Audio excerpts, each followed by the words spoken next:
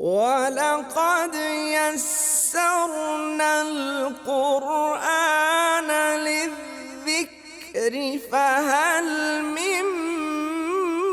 مُّدَّكِرٍ ورد اللہ الذین کفروا بغیظہم لم ینالوا خیرا وکفی اللہ المؤمنین القتال وکان اللہ قویا عزیزا۔ یہ ہے نتیجہ نکلا اس کا۔ میں نے عرض کیا تھا کہ جو آیت نمبر 9 میں اللہ تعالیٰ نے ابتداً تبصرہ فرما دیا پورا اس کی پوری جنگ کے اوپر، یا ایھا الذین آمنوا اذکروا نعمت اللہ علیکم اذ جاءتکم جنود فارسلنا علیہم ریحا وجنودا لم تروها، کہ شکر کرو کہ جب تمہارے اوپر لشکر آئے تو ہم نے ان کے اوپر آندھی بھیج دی، اور ہم نے ان کے اوپر ایسے لشکر بھیج دیے جن کو تم دیکھ نہیں سکتے تھے، گویا فرشتے اللہ تعالیٰ نے نازل فرمائے۔ اور میں نے عرض کیا تھا کہ جبریل نبی پاک صلی اللہ علیہ وسلم کے پاس تشریف لائے، جبریل علیہ السلام، اور انہوں نے کہا کہ اللہ کے رسول صلی اللہ علیہ وسلم آپ نے ہتھیار اتار دیے ہیں، ہم نے ابھی ہتھیار نہیں اتارے،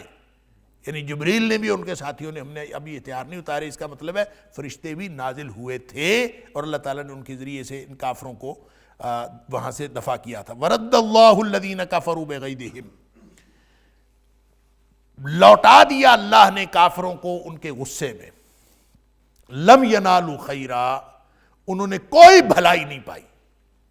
میں نے عرض کیا تھا کہ یہ کافر سارے مل کے آئے تھے، 10,000 کی قوت تھی یا 12,000 کی، یہ اس لیے مل کے آئے تھے، اس میں قریش بھی تھے اور مختلف قبائل سب مل گئے تھے، قریش کے حلیف قبائل بھی مل گئے، یہود کے حلیف قبائل بھی مل گئے، اور یہ سارے مل کے آئے تھے، اور انہوں نے پوری پلاننگ کی تھی کہ ہم 10,000 ہیں اور ہم یوں حملہ کریں گے، حملہ کر کے جتنے مسلمان جو ہیں وہ لڑنے کے قابل ہیں ان کو قتل کریں گے،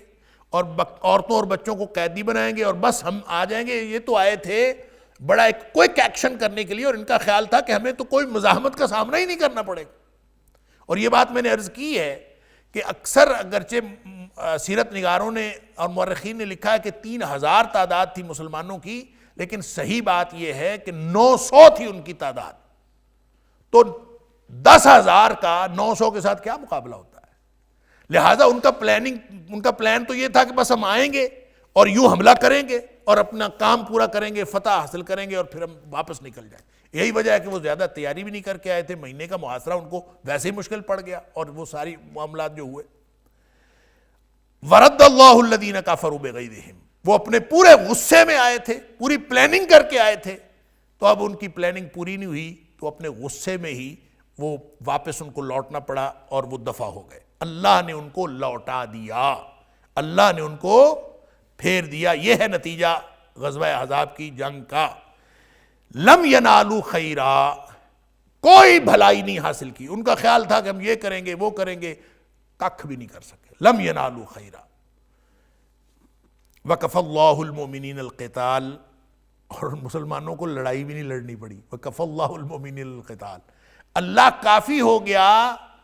اہل ایمان کے لیے لڑائی سے، لڑائی بھی نہیں لڑنی پڑی۔ کیا بات ہے کہ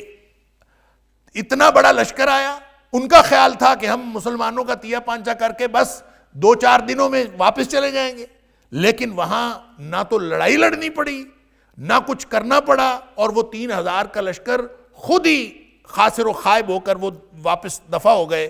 اس لیے کہ اللہ نے ان کو لوٹا دیا۔ وکفی اللہ المؤمنین القتال، اور اللہ تعالیٰ اہل ایمان کو کافی ہو گیا لڑائی سے۔ وکان اللہ قویا عزیزا، نہ لڑائی لڑنی پڑی نہ کچھ کرنا پڑا، اور اللہ ہے ہی بہت قوت والا اور غلبے والا، سبحان اللہ۔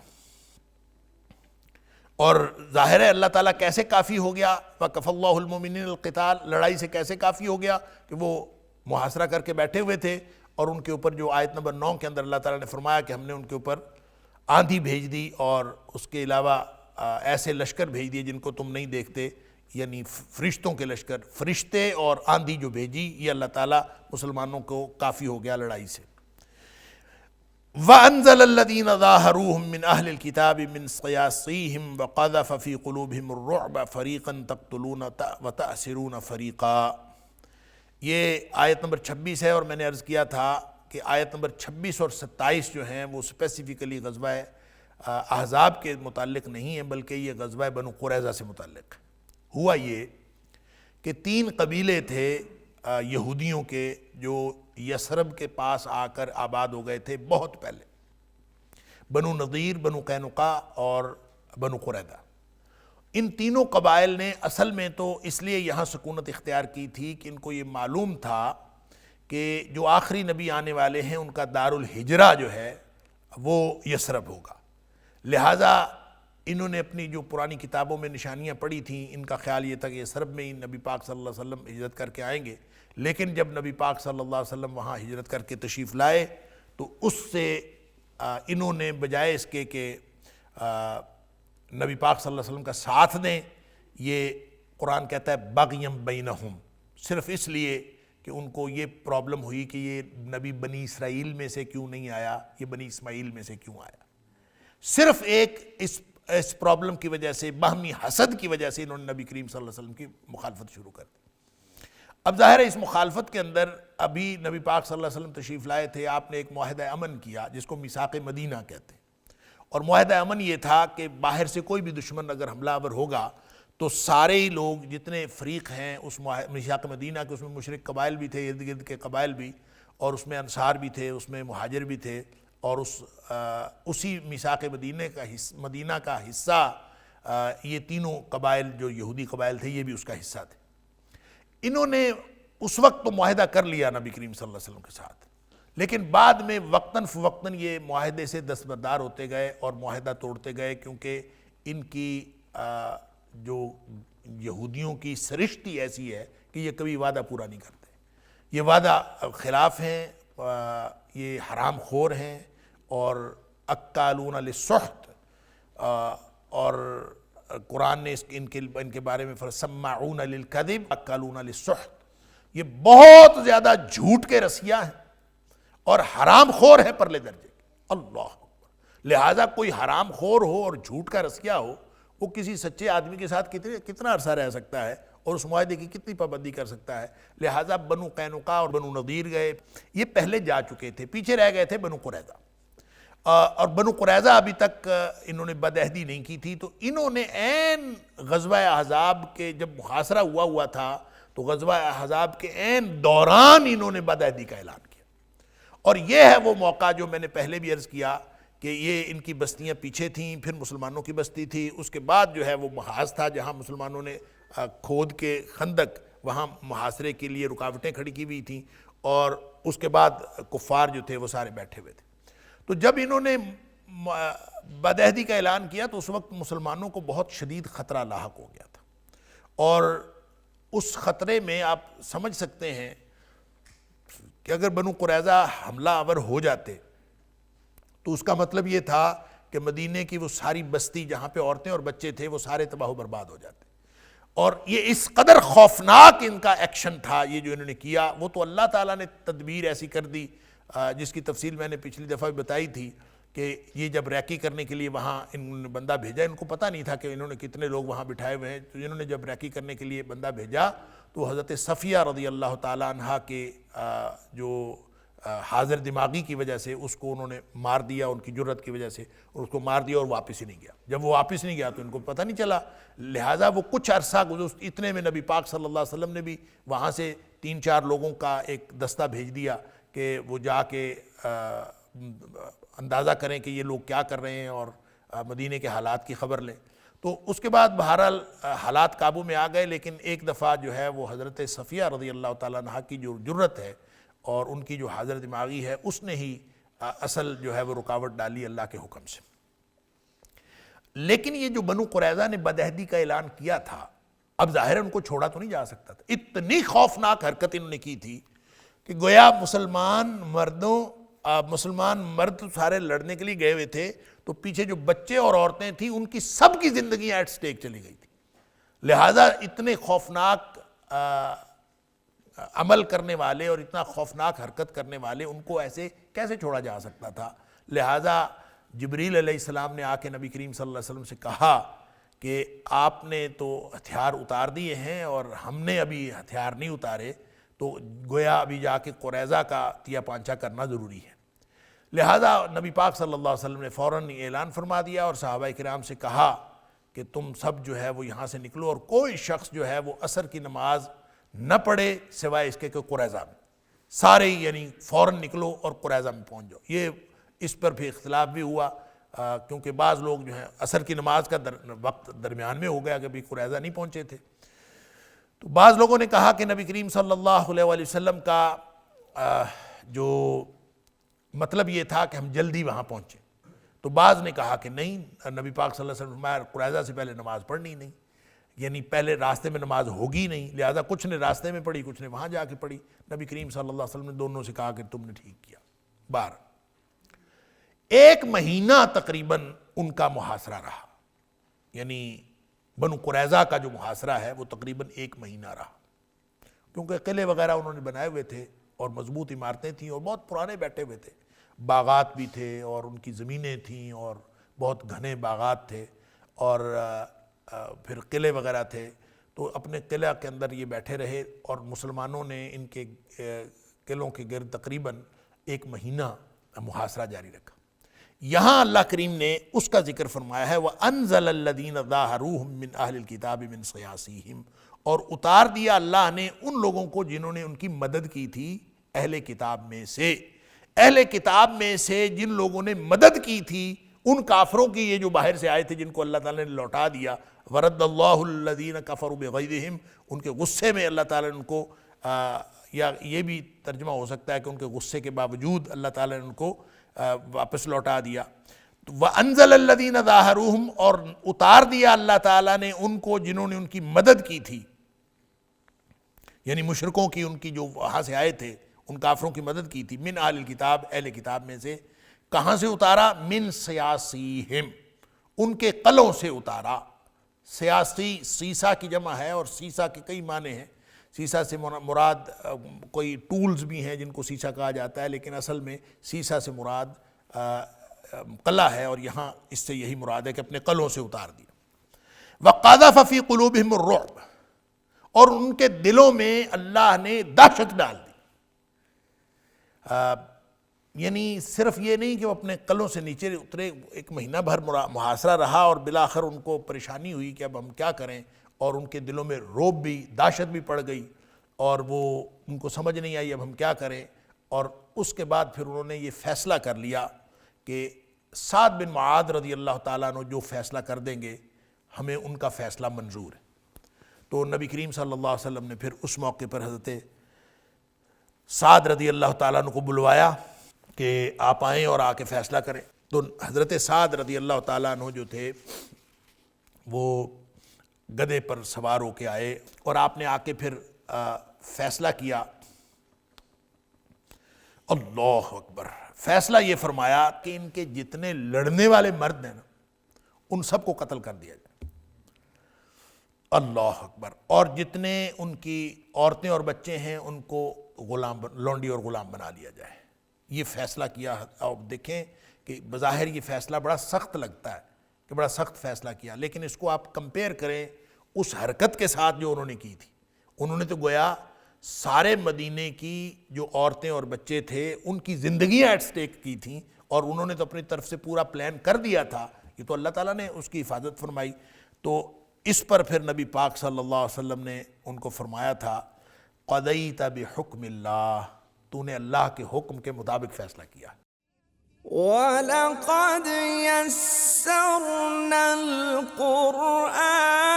لِلذِّكْرِ فَهَلْ مِن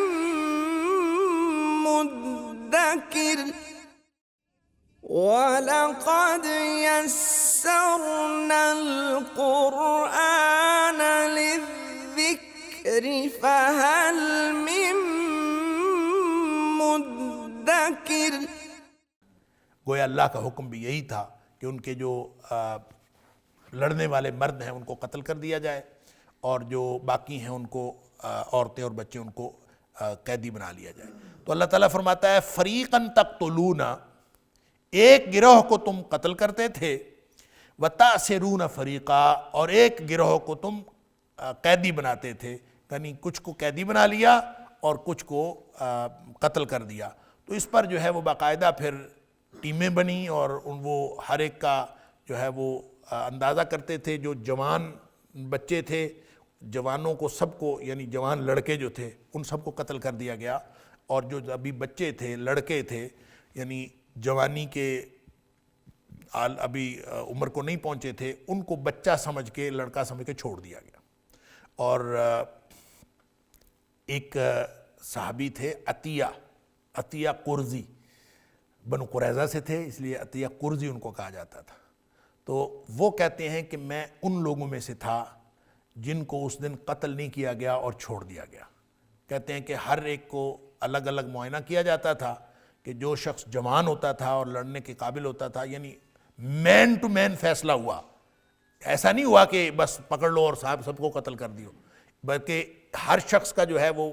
جائزہ لیا جاتا تھا۔ اگر وہ لڑنے کے قابل مرد ہوتا تھا، جوان ہوتا تو پھر اس کو قتل کر دیا جاتا تھا، اور اگر وہ ابھی لڑکا ہوتا تھا یا لڑکپن میں، بچپن میں ہوتا تھا، تو کہتے ہیں میں اس وقت اس عمر میں تھا کہ مجھے میرا معائنہ کیا گیا اور مجھے جو ہے وہ چھوڑ دیا گیا، اور بعد میں پھر اللہ تعالیٰ نے اسلام کی توفیق عطا فرما دی، اور وہ کہتے ہیں کہ میں ان لوگوں میں سے تھا جن کو اس دن قریظہ میں سے چھوڑ دیا گیا تھا۔ وَأَوْرَثَكُمْ أَرْضَهُمْ وَدِيَارَهُمْ وَأَمْوَالَهُمْ وَأَرْضًا لَمْ تَطَوْهَا وَكَانَ اللَّهُ عَلَى كُلِّ شَيْءٍ قَدِيرًا، اور اللہ نے وارث بنا دیا تمہیں ان کی زمینوں کا، ان کی زمین کا، ان کے گھروں کا اور ان کے مالوں کا، وَأَرْضًا لَمْ تَطَوْهَا، اور ایسی زمین کا تمہیں وارث بنا دیا جس کو تمہارے پاؤں نے روندا نہیں تھا۔ واطع یتاؤ، اس کو کہتے ہیں پاؤں سے کسی چیز کو روندنا، تو ایسی زمین جس کو روندا نہیں تھا، گویا اس کے اوپر حملہ نہیں کیا تھا، کسی سرزمین پر حملہ کیا جائے اور حملہ کر کے اس کو فتح کر لیا جائے تو اس کو محاورتاً کہتے ہیں کہ آپ نے اس سرزمین کو روند لیا، لہٰذا آپ نے نہیں روندا، اس کے باوجود اللہ تعالیٰ نے اس کا وارث بنا دیا۔ وَكَانَ اللَّهُ عَلَى كُلِّ شَيْءٍ قَدِيرًا، اور اللہ تعالیٰ ہر چیز پر قدرت رکھنے والا ہے، ہر چیز پر ہر طرح کی قدرت رکھنے والا ہے۔ تو یہ اس سرزمین سے کیا مراد ہے؟ بہت سارے لوگوں نے تو، مفسرین نے اس سے مراد اس کے بعد والی جو فتوحات ہیں، کہ گویا کہ ابھی تمہارے پاؤں نے نہیں روندا، اس کا مطلب یہ ہے کہ ابھی تم نے وہ جنگیں نہیں لڑیں جو بعد میں جنگیں ہوں گی، ان میں جو اللہ تعالیٰ فتوحات عطا فرمائے گا، جو تبوک میں فتوحات ہوئیں، جو حنین میں فتوحات ہوئیں، جو اس کے بعد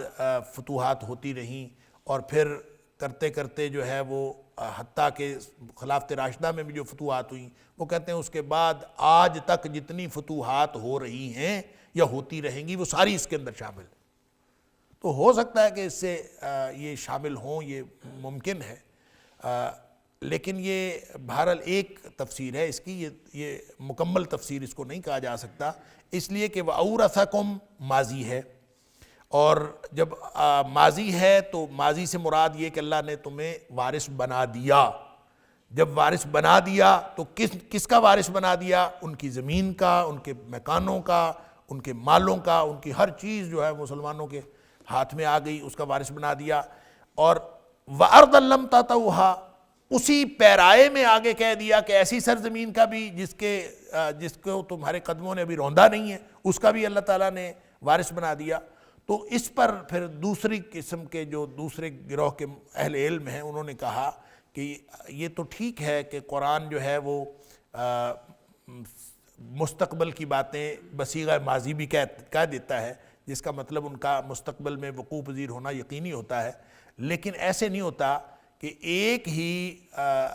ایک کلمے سے ماضی بھی مراد ہو اور مضارع بھی مراد ہو، ایسے بالعموم نہیں ہوتا۔ لہٰذا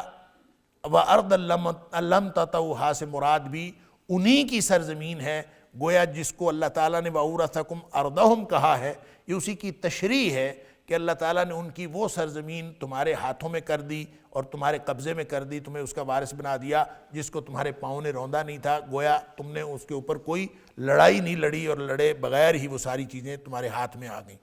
وَكَانَ اللَّهُ عَلَى كُلِّ شَيْءٍ قَدِيرًا، اور اللہ تعالیٰ ہر چیز پر ہر طرح کی قدرت رکھنے والا ہے۔ ہو سکتا ہے اس کا یہی مطلب ہو، اور یہی زیادہ درست بات محسوس ہوتی ہے کہ وَأَرْضًا لَمْ تَطَوْهَا سے مراد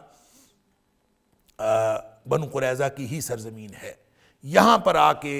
وہ جو غزوہ احزاب اور غزوہ بنو قریظہ، اس کا بیان مکمل ہوتا ہے۔ اور یہاں سے آگے آیت نمبر 28 سے ازواج مطہرات جو ہیں نبی پاک صلی اللہ علیہ وسلم کی پاک بیویاں، ان سے خطاب شروع ہوتا ہے، اور اس کے بارے میں پھر ایک اس کو آیت تخییر کہا جاتا ہے کہ نبی کریم صلی اللہ علیہ وسلم نے ان کو اختیار دیا تھا۔ یا ایھا النبی، اے نبی صلی اللہ علیہ وسلم، قل لازواجک، آپ اپنی خواتین سے کہہ دیں، ان کنتن، اگر تم ہو، تردن الحیات الدنیا، چاہتی دنیا کی زندگی کو، اگر تم دنیا کی زندگی کو چاہتی ہو، وزینتہا، اور اس کی زینت کو، پھر آ جاؤ، امتعکن، میں تمہیں کچھ ساز و سامان دے دیتا ہوں، واسرحکن سراحا جمیلا، اور تمہیں اچھے انداز سے رخصت کر دیتا ہوں۔ یعنی نبی پاک صلی اللہ علیہ وآلہ وسلم کو حکم ہو رہا ہے کہ آپ اپنی بیویوں سے کہہ دیجئے کہ اگر تم دنیا کی زندگی چاہتی ہو تو آؤ، پھر میرے پاس آ جاؤ، میں تمہیں کچھ سامان دے دیتا ہوں، اور پھر میں تمہیں چھوڑ دیتا ہوں، رخصت کر دیتا ہوں، یعنی طلاق دے دیتا ہوں۔ وَإِن كُنتُنَّ تُرِدْنَ اللَّهَ وَرَسُولَهُ، اور اگر تم اللہ اور اس کے رسول صلی اللہ علیہ وسلم کو چاہتی ہو، وَالدَّارَ الْآخِرَةَ، اور آخرت کے گھر کو چاہتی ہو، فَإِنَّ اللَّهَ، پس بے شک اللہ تعالیٰ نے، أَعَدَّ لِلْمُحْسِنَاتِ، ایسی نیک خواتین کے لیے تیار کیا ہے، من کنہ، تم میں سے ایسی نیک خواتین کے لیے اللہ نے تیار کیا ہے، اجراً عظیما، بہت بڑا اجر۔ اب اس آیت کو، یا بلکہ کہنا چاہیے ان دونوں آیات کو ملا کے آیت تخییر کہا جاتا ہے۔ تخییر کا مطلب ہے اختیار دینا۔ نبی کریم صلی اللہ علیہ وسلم نے اپنی ازواج مطہرات کو اختیار دیا تھا۔ ہوا اصل میں یہ کہ نبی کریم صلی اللہ علیہ وسلم کی پوری جو حیات طیبہ ہے وہ بڑی ہی مالی اعتبار سے تنگ دستی کی زندگی تھی۔ فائنانشلی کبھی بھی نبی پاک صلی اللہ علیہ وسلم مالی اعتبار سے بہت خوشحال نہیں رہے، اور اگر کبھی نبی پاک صلی اللہ علیہ وسلم کے پاس کوئی ایسا مال و اسباب آیا بھی تو آپ نے وہ فوراً صدقہ کر دیا۔ لیکن آپ نے جو اپنا طرز زندگی ہے ایسے لوگوں کی طرح رکھا جو تنگ دست ہوتے ہیں۔ یہ نبی پاک صلی اللہ علیہ وآلہ وسلم نے اختیاری تھا یا یہ خود بخود ہو گیا ایسا نبی پاک صلی اللہ علیہ وسلم کو؟ اس کے بعد اس کے بارے میں عرض کروں گا کہ یہ اختیاری تھا، نبی پاک صلی اللہ علیہ وسلم نے اس کو اختیار کیا تھا کیا؟ حضرت عائشہ صدیقہ رضی اللہ تعالیٰ عنہ فرماتی ہیں کہ 3 دن مسلسل کبھی پیٹ بھر کے گندم کا کھانا ہم نے نہیں کھایا۔ جب سے مدینہ میں آئے کبھی 3 دن مسلسل ہم نے پیٹ بھر کے کھانا نہیں کھایا، اور یہاں تک کہ نبی پاک صلی اللہ علیہ وسلم فوت ہو گئے، اس دنیا سے تشریف لے گئے۔ پھر آپ فرماتی ہیں کہ کسی ایک دن میں ہم نے کبھی 2 دفعہ کھانا نہیں کھایا، سوائے اس کے کہ ایک کھانے میں کھجور کھا لی ہو، یعنی ایک کھانے میں کھجور مل گئی اور دوسرا کھانا جو ہے وہ کوئی کبھی مل گیا کبھی نہ ملا۔ اسی طرح اپنے بھانجے عروہ سے حضرت عائشہ صدیقہ رضی اللہ تعالیٰ عنہ فرماتی ہیں کہ عروہ 2 مہینے میں 3 چاند ہم دیکھ لیتے تھے۔ یا ظاہر 3 چاند دیکھے تو 2 مہینے ہوتے ہیں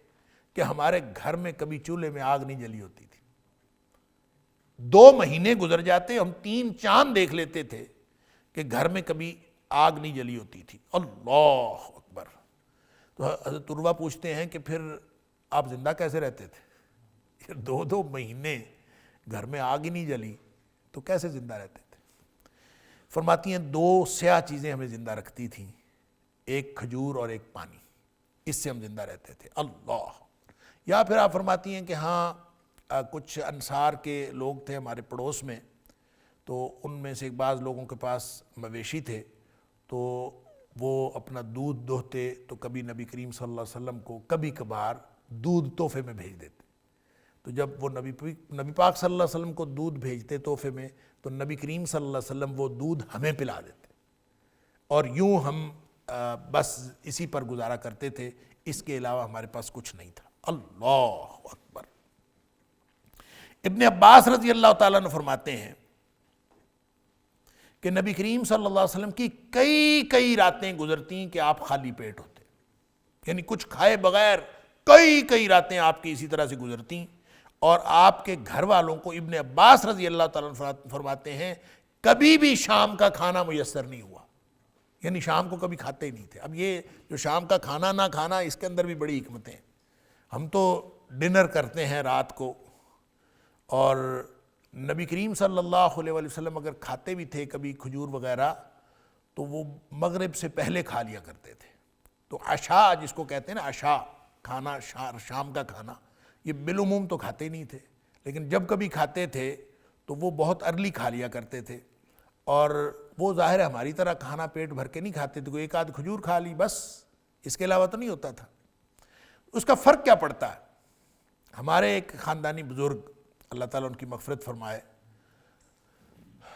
ان کے بارے میں پچھلے دنوں یعنی کوئی 1 سال پہلے جب گیا برطانیہ تو مجھے وہاں کے جو ہمارے امیر تھے انہوں نے مجھے ایک واقعہ بتایا۔ وہ کہتے ہیں جی میں ان بزرگوں کے ساتھ، ہمارے خاندانی بزرگ تھے، تو کہتے ہیں میں ان کے ساتھ کوئی 8 دن رہا سفر میں مختلف جگہوں پہ، تو کہتے ہیں 8 دنوں میں نے محسوس کیا کہ وہ شام کا کھانا نہیں کھاتے، تو وہ سارا کچھ وہ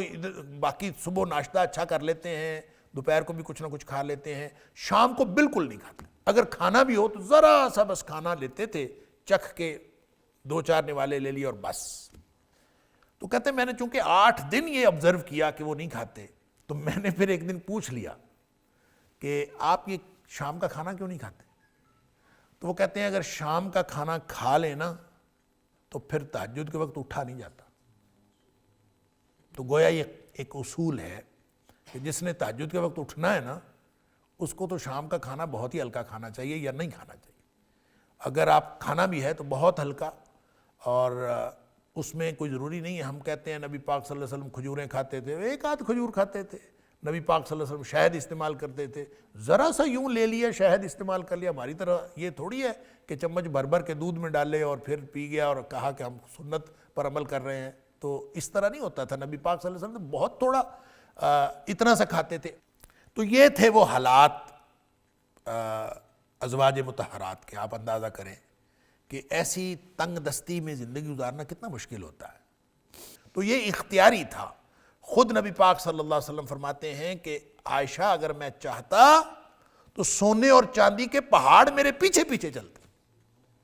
لیکن نبی پاک صلی اللہ علیہ وسلم نے یہ نہیں چاہا، تو لہٰذا اس طرح کی یہ طرز زندگی نبی کریم صلی اللہ علیہ وسلم کا اختیاری تھا۔ وَلَقَدْ يَسَّرْنَا الْقُرْآنَ لِلذِّكْرِ فَهَلْ مِن مُّدَّكِرٍ وَلَقَدْ يَسَّرْنَا الْقُرْآنَ لِلذِّكْرِ فَهَلْ مِن مُّدَّكِرٍ۔ اسی طرح حضرت ابو ہریرہ رضی اللہ تعالیٰ عنہ فرماتے ہیں کہ نبی کریم صلی اللہ علیہ وسلم یہ دعا کیا کرتے تھے کہ اللہم اجعل رزق آل محمد قوتاً، کہ اے اللہ جو محمد کریم صلی اللہ علیہ وسلم اور ان کا گھرانہ ہے، ان کا رزق جو ہے وہ گزارے کے مطابق کرنا، بس قوتاً، اس سے گزارا ہو جائے، نہ تو یہ مفلس ہوں کہ ان کو کسی سے مانگنا پڑے، اور نہ ہی اتنا ہو جائے کہ ان کے گزارے سے زائد ہو جائے، بس گزارے کے قوتاً، ان کو رزق جو ہے گزارے کا دینا، اس سے زیادہ نہ دینا۔ پھر نبی پاک صلی اللہ علیہ وسلم کی یہ دعا بھی ترمذی شریف کے اندر ہے کہ نبی کریم صلی اللہ علیہ وسلم یہ دعا کیا کرتے تھے اللہم احینی مسکیناً وامتنی مسکیناً، اللہ مجھے مسکین ہی زندہ رکھنا اور مسکین ہی فوت کرنا، اور واحشرنی یوم القیامت فی زمرۃ المساکین، قیامت والے دن مجھے مسکینوں کے گروہ میں اٹھانا۔ اور ایک روایت میں ہے کہ حضرت عائشہ صدیقہ رضی اللہ تعالیٰ عنہ نے پوچھا کیوں آپ یہ دعا کرتے ہیں، مسکینی اٹھانا اور مسکینی زندہ رکھنا اور مسکینی؟ اللہ اکبر۔ نبی کریم صلی اللہ علیہ وسلم فرمایا اس لیے کہ جو مسکین ہیں وہ اپنے اغنیاء سے 40 سال پہلے جنت میں جائیں گے۔ اس حدیث میں 40 سال کی بات ہے۔ ایک دوسری روایت کے اندر نبی پاک صلی اللہ علیہ وسلم فرمایا، اور یہ روایت بھی ترمذی شریف کے اندر ہے، آپ نے فرمایا 500 سال پہلے جنت میں جائیں گے۔ نصف دن آپ نے اس میں فرمایا، نصف دن، آدھا دن پہلے جنت میں جائیں گے۔ آدھا دن کیسا ہے؟ وہ قرآن نے کہا اِنَّ یومًا عِندَ رَبِّکَ کَأَلْفِ سَنَةٍ مِّمَّا تَعُدُّونَ، کہ اللہ کی گنتی کے مطابق ایک دن ہوتا ہے جب تمہارے 1000 سال ہوتے ہیں، تو 1000 سال کا ایک دن ہوتا ہے۔ تو نبی کریم صلی اللہ علیہ وسلم نے فرمایا کہ جو مسکین ہوں گے وہ اغنیاء سے نصف دن پہلے یعنی 500 سال پہلے جنت میں جائیں گے۔ اللہ اکبر! یہ نبی کریم صلی اللہ علیہ وآلہ وسلم کی بصیرت تھی اور آپ کی زندگی میں طرز زندگی کا انتخاب تھا۔ اب ایسی زندگی میں جو ازواج مطہرات تھیں وہ گزارا کرتی تھیں،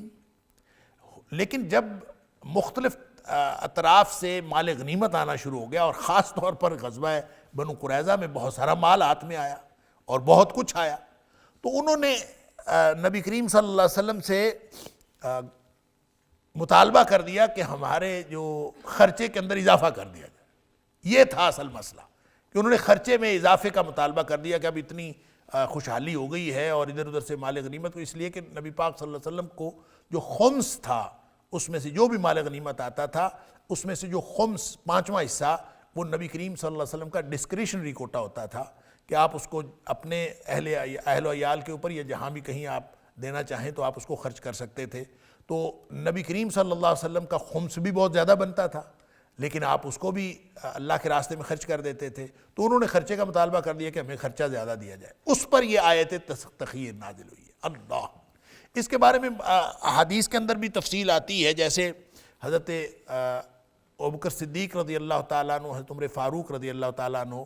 وہ آئے ایک دفعہ نبی پاک صلی اللہ علیہ وسلم کے گھر داخل ہونے کے لیے، انہوں نے اجازت مانگی اور دیکھا تو کافی سارے صحابہ بیٹھے ہوئے، کسی کو بھی اجازت نہیں مل رہی اندر جانے کی۔ تو حضرت ابوبکر صدیق رضی اللہ عنہ نے اجازت مانگی، آپ کو مل گئی، آپ اندر چلے گئے۔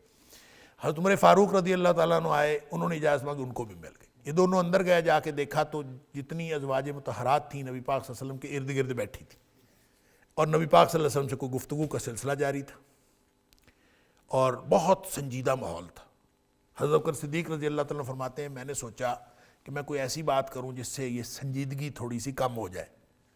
تو میں نے جاتے ہی کہا کہ یہ جو خارجہ کی بیٹی ہے نا، یعنی اپنی بیوی کا ذکر کیا کہ یہ جو خارجہ کی بیٹی ہے نا یہ مجھ سے خرچے کا مطالبہ کرتی تھی، تو مجھ سے خرچے کا مطالبہ کرتی تھی، میں نے اس کی گردن دبا دی۔ تو وہ کہتے ہیں میں نے یہ کہا تو نبی پاک صلی اللہ علیہ وسلم ہنس پڑے اور نبی پاک صلی اللہ علیہ وسلم کے چہرے پر مسکراہٹ آئی۔ تو کہتے ہیں میں خوش ہوا کہ چلے تھوڑا سا ماحول جو جتنا سنجیدہ تھا نا وہ کم ہوا ہے۔ تو نبی کریم صلی اللہ علیہ وسلم نے فرمایا کہ یہ بھی خرچہ مانگ رہی ہیں مجھ سے اور خرچے کا مطالبہ کر رہی ہیں۔ اس پر جو ہے وہ حضرت ابوبکر صدیق رضی اللہ تعالیٰ عنہ جو تھے وہ ظاہر ہے حضرت عائشہ کے والد تھے رضی اللہ تعالیٰ عنہ، اور حضرت عمر فاروق رضی اللہ تعالیٰ حضرت حفصہ کے والد تھے، تو وہ کہتے ہیں کہ ہم دونوں نے بھاگ کے ان دونوں کی گردنیں دبوچنے کی کوشش کی، تو نبی پاک صلی اللہ علیہ وسلم نے منع کر دیا کہ نہیں کچھ نہ کہو۔ تو اس موقع پر یہ آیت تخیر نازل ہوئی، اور بعض نے یہ کبھی کہا ہے کہ اس کے بعد نبی پاک صلی اللہ علیہ وسلم نے ان کے ساتھ ایلا کر لیا تھا، جس کا ذکر سورہ بقرہ کے اندر آتا ہے کہ ایلا کا مطلب ہوتا ہے کہ کوئی شوہر جو ہے وہ قسم اٹھا لے کہ میں اپنی بیوی سے ترک تعلق کر لوں گا، اور ترک تعلق کرنے کی قسم اٹھا لے، اور اس کو پھر اس کے خاص احکام ہیں کہ کیا کرنا چاہیے، وہ ہم سورہ بقرہ میں پڑھ آئے ہیں۔ بہرحال 1 مہینہ نبی کریم صلی اللہ علیہ وسلم نے قسم کھا لی تھی کہ میں اپنی ازواج کے پاس نہیں جاؤں گا۔ اس کے بعد نبی کریم صلی اللہ علیہ وسلم کے پاس گئے۔ حضرت عائشہ فرماتی ہیں کہ 29 دن ہوئے تھے کہ نبی کریم صلی اللہ علیہ وسلم میرے پاس تشریف لائے۔ تو میں نے کہا اللہ کے رسول صلی اللہ علیہ وسلم ابھی مہینہ تو پورا نہیں ہوا، آپ نے تو مہینے کی قسم کھائی ہے، تو ابھی مہینہ پورا نہیں ہوا، آپ جو ہے وہ 29 دن بعد تشریف لے آئے۔ نبی کریم صلی اللہ علیہ وسلم نے فرمایا کہ مہینہ 29 دن کا بھی ہوتا ہے، اور وہ مہینہ واقعتاً 29 دن کا ہی تھا۔ اس موقع پر حضرت عائشہ صدیقہ رضی اللہ تعالیٰ عنہ فرماتی ہیں کہ یہ آیات نازل ہو چکی تھیں، اور نبی پاک صلی اللہ علیہ وسلم نے یہ آیت آ کے مجھے سنائی اور مجھے یہ کہا کہ تم اگر جانا چاہتی ہو تم اپنے میں تمہیں طلاق دے دیتا ہوں، اور تم مشورہ کرنا ہے تو اپنے ماں باپ سے مشورہ کر لو، اور جو کرنا ہے کر لو، اور میں نے فیصلہ کر لیا ہے کہ اگر تم اللہ اور اس کے رسول صلی اللہ علیہ وسلم کو چاہتی ہو، رہنا چاہتی ہو، تو پھر اسی طرح گزارنا کرنا پڑے گا، اور اگر تم نے زیادہ کچھ چاہیے تو پھر میرے سے طلاق لے لو۔ اور یہ بھی کہہ دیا کہ آپ اگر اپنے ماں باپ سے مشورہ کرنا چاہتی تو کر لو۔ حضرت عائشہ صدیقہ رضی اللہ تعالیٰ عنہا فرماتی ہیں کہ میں نے کہا کہ اللہ کے رسول صلی اللہ علیہ وسلم میں بھلا اس کے بارے میں مشورہ کرنے جاؤں گی؟ تو میں نے یقیناً اللہ اور اس کے رسول صلی اللہ علیہ وسلم کو میں چاہتی ہوں، میں نے اس کے علاوہ مجھے کوئی چیز نہیں چاہیے۔ پھر یہی آفر نبی کریم صلی اللہ علیہ وسلم نے ساری ازواج مطہرات کو دی، اور سب کے جواب یہی تھے کہ ہم اللہ اور اس کے رسول صلی اللہ علیہ وسلم کو چاہتے ہیں۔ گویا تقاضۂ بشری کے تحت خرچے میں اضافے کا مطالبہ تو کیا تھا، لیکن جب انتخاب کا موقع آیا، اختیار کا موقع آیا، تو ساری ازواج مطہرات نے نبی اکرم صلی اللہ علیہ وسلم کے ساتھ رہنا پسند کیا، اور انہوں نے کہا ہم اللہ اور اس کے رسول صلی اللہ علیہ وسلم کو چاہتی ہیں، ہم خرچہ ورچہ نہیں چاہتی۔ تو یہ اللہ تعالیٰ نے نبی کریم صلی اللہ علیہ وسلم کو اس موقع پر یہ فرمایا تھا، یا ایھا النبی، اے نبی، قل لازواجک، اپنی ازواج مطہرات سے کہہ دیجئے، ان کنتن، اگر تم ہو، تردن الحیات الدنیا وزینتہا، دنیا کی زندگی کو چاہتی اور اس کی زینت کو چاہتی، فتعالین، تو پھر آؤ، امتعکن، میں تمہیں کچھ ساز و سامان دے دیتا ہوں، اسرحکن سراحا جمیلا، اور میں تمہیں اچھے طریقے سے رخصت کر دیتا ہوں۔ تو اس موقع پر پھر ظاہر ہے کہ ان میں سے کسی نے بھی یہ نہیں چاہا، اور دوسرا آپشن یہ تھا، وَإِن كُنتُنَّ، اور اگر تم یہ چاہتی ہو، تُرِدْنَ اللَّهَ وَرَسُولَهُ، اللہ اور اس کے رسول صلی اللہ علیہ وسلم کو چاہتی ہو، وَالدَّارَ الْآخِرَةَ، اور آخرت کے گھر کو چاہتی ہو، فَإِنَّ اللَّهَ أَعَدَّ لِلْمُحْسِنَاتِ مِنْكُنَّ أَجْرًا عَظِيمًا، تو اللہ تعالیٰ نے تم میں سے جو نیکی کرنے والیاں ہیں ان کے لیے اللہ تعالیٰ نے بڑا اجر تیار کر رکھا۔ تو ظاہر ہے ساری صحابیات نے، جب ساری ازواج مطہرات نے اللہ اور اس کے رسول صلی اللہ علیہ وسلم کو ہی پسند کیا آیات تخیر کے نتیجے میں، اس کے بعد پھر اللہ تعالیٰ نے پھر بہت کچھ نوازا ہے ان کو، اور سب سے بڑا جو گویا اللہ تعالیٰ نے ٹائٹل دے دیا وہ یہ تھا کہ فَإِنَّ اللَّهَ أَعَدَّ لِلْمُحْسِنَاتِ مِنْكُنَّ، تم میں سے جو نیکی کرنے والیاں ہیں ان کو اللہ تعالیٰ نے بڑا اجر ان کے لیے تیار کر رکھا ہے۔ تو محسنات کون ہیں؟ ساری کی ساری محسنات ہیں۔ علامہ آلوسی روح المعانی کے اندر لکھتے ہیں کہ یہ جو محسنات ہیں، یہ اللہ تعالیٰ نے ٹائٹل دیا باقاعدہ ان ساری کی ساری ازواج مطہرات کو، لیکن چونکہ اللہ کا قانون یہ ہوتا ہے، اللہ تعالیٰ کا قانون یہ ہے کہ ہر ایک کو امید بھی رہے اور خوف بھی رہے، لہٰذا امید اور خوف دونوں باقی رکھنے کے لیے کلیئر کٹ نہیں فرمایا کہ تم ساری محسنات ہو اور تم سب کے لیے بڑا اجر ہے، یہ نہیں فرمایا، بلکہ یہ فرمایا کہ فَإِنَّ اللَّهَ أَعَدَّ لِلْمُحْسِنَاتِ مِنْكُنَّ أَجْرًا عَظِيمًا، تم میں سے جو محسنات ہیں ان کے لیے اللہ نے بڑا اجر بنایا ہے، اور یہ ظاہر ہے ساری کی ساری محسنات تھیں، اور پھر اللہ تعالیٰ نے ان کے لیے وہ اجر بھی بنایا جو آیت نمبر 52 کے اندر اللہ تعالیٰ نے فرمایا کہ نبی کریم صلی اللہ علیہ وآلہ وسلم کو منع فرما دیا کہ آج کے بعد آپ جو ہے ان میں سے کسی کو طلاق بھی نہیں دیں گے، اور ان کوئی بیوی جو ہے نیا نکاح بھی نہیں کریں گے، اور کوئی بیوی تبدیل بھی نہیں کریں گے، چاہے آپ کو کوئی خاتون جتنی مرضی پسند آ جائے۔ اور یہ کتنا بڑا گویا اعزاز تھا ان ازواج مطہرات کے لیے۔ اور علامہ ابن کثیر علیہ الرحمہ نے لکھا ہے کہ اس وقت ازواج مطہرات کی تعداد 9 تھی، ان میں سے 5 قریش کی تھیں، تو یہ 9 اس وقت بیویاں باقی تھیں، ان 9 کو یہ اعزاز مل گیا کہ اس کے بعد پھر کسی اور کو نبی پاک صلی اللہ علیہ وسلم نے اپنے حرم میں شامل نہیں کیا، اور اس کے بعد ان میں سے کسی کو